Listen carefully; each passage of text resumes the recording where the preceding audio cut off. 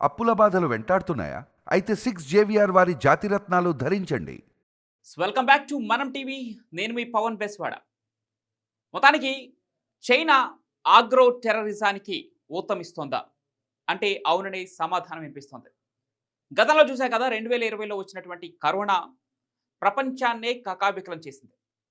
కొన్ని సంవత్సరాల పాటు ఇప్పటికీ కూడా కరోనా విజృంభిస్తూనే ఉంది. సీజన్ల వారీగా వచ్చి కొంతమందిని బలి తీసుకుంటా ఉంది ఆ కరోనా. అయితే ఈ కరోనాకి పుట్టు మూలాలు చైనాలో ఉన్నట్లుగా ఇప్పటికే గుర్తించి అమెరికా లాంటి దేశాలు కూడా దాన్ని ధృవీకరించాయి. ఇప్పుడు మళ్ళీ ఆగ్రో టెర్రరిజం చైనా దీనికి ఊతమిస్తోంది. ఇప్పుడు ఈ వార్త సంచలనం రేపుతుంది ప్రపంచవ్యాప్తంగా. దీనికి కారణం అసలు ఏంటి?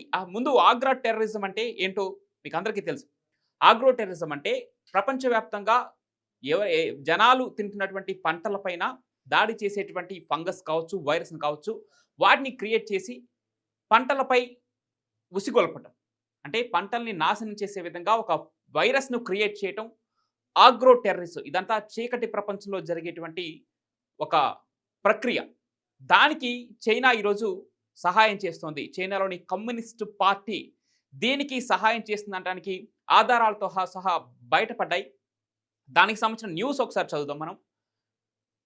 చైనా ల్యాబ్‌లో డేంజరస్ వైరస్ సృష్టి. అమెరికాలో 2 శాస్త్రవేత్తల అరెస్ట్. అమెరికాలో ఆ వైరస్ సృష్టించినటువంటి 2 శాస్త్రవేత్తలను ఇప్పటికే అదుపులోకి తీసుకోవడం జరిగింది. దానికి సంబంధించిన డీటెయిల్స్ ఒకసారి చూస్తే, ఇప్పటికే కరోనా వైరస్‌తో ప్రపంచాన్ని కకావికలం చేసినటువంటి చైనా ఆగ్రో టెర్రరిజానికి ప్లాన్ చేస్తుందా అంటే అవుననే సమాధానం వినిపిస్తోంది. ఇక ఈ క్రమంలోనే ఇవాళ అమెరికాలో సంచలన పరిణామం చోటు చేసుకుంది. వివరాలకు వెళ్తే, ప్రపంచవ్యాప్తంగా ఉన్న గోధుమ, బార్లీ, మొక్కజొన్న, వరి పంటలను సర్వనాశనం చేసేందుకు తాజాగా చైనా డేంజరస్ వైరస్‌ను సృష్టించింది చైనా. ఫుసారియం గ్రామినేరియం అనే ఒక ఫంగస్‌ను 2 చైనా శాస్త్రవేత్తలు, ఆ చైనా శాస్త్రవేత్తల పేర్లు కూడా మనకి ఇక్కడ ఉన్నాయి. యున్కింగ్ జియాన్ 33 సంవత్సరాలు, జున్యాంగ్ లియు 34 సంవత్సరాలు ల్యాబ్‌లలో అత్యంత గోప్యంగా దీన్ని అభివృద్ధి చేసినట్లు ధృవీకరించారు. ప్రస్తుతం వారు చైనాలోని కొన్ని యూనివర్సిటీలో ప్రొఫెసర్లుగా కూడా విధులు నిర్వహిస్తున్నారు. అయితే తాజాగా వారు అమెరికాలోని మిషిగన్ యూనివర్సిటీలో పరిశోధనల కోసం శిలీంధ్రాలను తరలిస్తూ ఉన్నారు. డెట్రాయిట్ మెట్రోపాలిటన్ ఎయిర్పోర్ట్లో అనుమానం వచ్చినటువంటి FBI అధికారులు వారిని అదుపులోకి తీసుకున్నారు.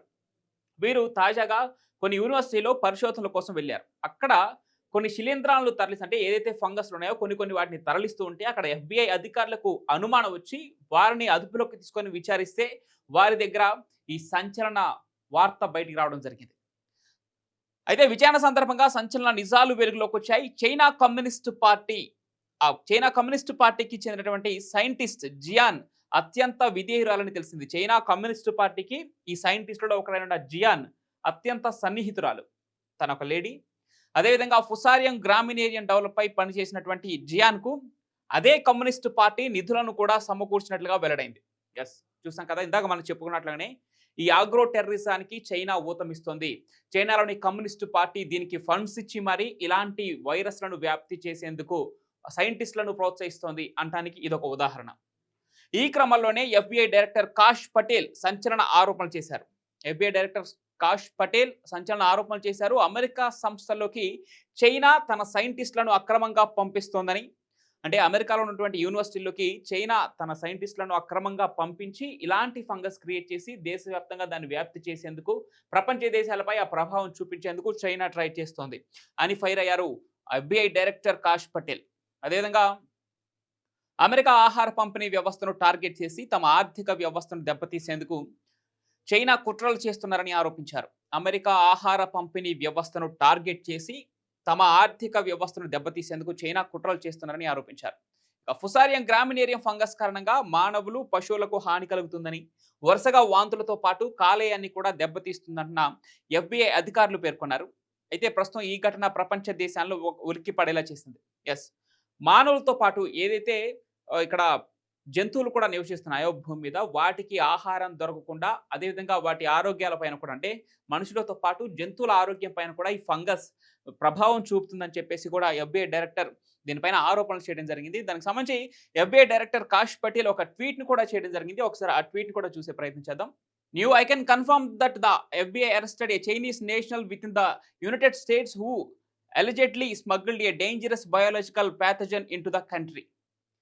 The individual Unique Jan is alleged to have smuggled a dangerous fungus called Fusarium graminearium, which is an agroterrorism agent into the US to research at the University of Michigan, where she works. Koti, this fungus can cause a disease called head blight, a disease of wheat, barley, maize, and rice, causing significant health issue in both humans and livestock. It is responsible for billions of dollars in economic losses worldwide each year. Evidence also indicates Jain had expressed loyalty to the Chinese Communist Party and had received funding from the Chinese government for similar work on this pathogen in China. Yes, ఇందాక మనం చదువుకున్నాం కదా, అదే ఆ న్యూస్లో చెప్పినట్టుగానే ఈయన క్లియర్గా ట్వీట్లో చెప్పడం జరిగింది. చైనాకి సంబంధించినటువంటి కమ్యూనిస్ట్ పార్టీయే ఈ సైంటిస్టులను ప్రోత్సహిస్తుంది. అదేవిధంగా అమెరికా ఆరోపించినట్లు ఈ కాష్ పటేల్, FBI డైరెక్టర్ కాష్ పటేల్ చెప్పినట్లు అమెరికాలోకి చైనా సైంటిస్టులు అక్రమంగా ప్రవేశించి ఇక్కడ ఫంగస్లను ఉత్పత్తి చేసి వాటిని దేశవ్యాప్తంగా వాళ్ళ ఆహార సముదాయ పైన దెబ్బతీసే విధంగా ఆ ఫంగస్ని క్రియేట్ చేసి వ్యాప్తి చేసే ప్రయత్నం చేశారని చెప్పేసి కాష్ పటేల్ చెప్పడం జరిగింది. Yes, Jains boy friend Jing Liu also charged in the complaint works at a Chinese university where he conducts research on the same pathogen. ఎవరైతే కమ్యూనిస్ట్ పార్టీకి అత్యంత సన్నిహితురాలుగా ఉన్న జియోన్ ఉంది కదా, తనకి బాయ్ ఫ్రెండ్ అయినటువంటి జియాంగ్ ల్యూ తను కూడా ఈ వైరస్ని క్రియేట్ చేయడంలో సహకరించినట్లుగా కాష్ పటేల్ అయితే నిర్ధారించడం జరిగింది. ఇక Liu is alleged to have first lied then admitted it also smuggling fusarium graminearum into America. వీళ్ళిద్దరూ కలిసే అమెరికాలోకి దీన్ని స్మగ్లింగ్ చేయడానికంటే అక్రమంగా తీసుకురావడానికి వీళ్ళిద్దరే చేశారని చెప్పేసి కూడా క్లియర్గా చెప్పడం జరుగుతుంది.